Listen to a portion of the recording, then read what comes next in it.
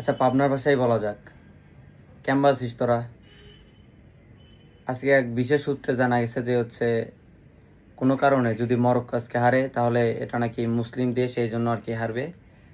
আর France যদি হারে তাহলে বোঝা যাবে যে মেসি ওয়ার্ল্ড কাপটা পারবে, জন্য আর কি ফ্রান্সকে হারায় দিছে, টাকা পয়সা লেনদেন করে হারায় দিছে।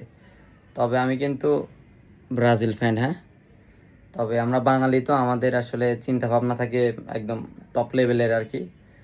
ফিফারা যায় চিন্তা ভাবনা করতে পারে না, ওই চিন্তা ভাবনা আমরা করি। ওরা যেগুলো বিশ্লেষণ করে বের করতে পারে না, ওগুলো আমরা বাঙালিরা বিশ্লেষণ করে বের করি। তাই আজকে যে দলই জিতুক না কেন, ফায়দা কিন্তু আর্জেন্টিনারই হচ্ছে। আর আমরা আসলে সবাই বলে বাপ চাচা গল্প আমাদের করা লাগে আর কি। তো আসলে আমাদের সময়টা খারাপ আর কি, তাছাড়া কোনো কিছু না। সময় যে কখন ভালো হবে তাও বলতে পারতেছি না। তবে 24 বছরও যেমন ভালো হয়নি, আশা রাখি 36 বছরের আগে ভালো হবে। কারণ এক দল তো 36 বছর পর্যন্ত কষ্ট করছে, তো আমাদেরও তো আপাতত সেই পর্যন্ত কষ্ট না করলে তো আমাদেরও কোনো কিছু হবে না।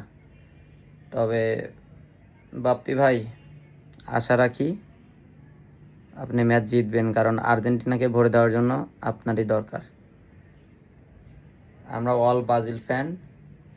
মরক্কোর পক্ষে যেতে পারতেছি না, কারণ মরক্কোর পক্ষে গেলে ফাইনালে যেভাবে হোক হারাবেই আর্জেন্টিনা।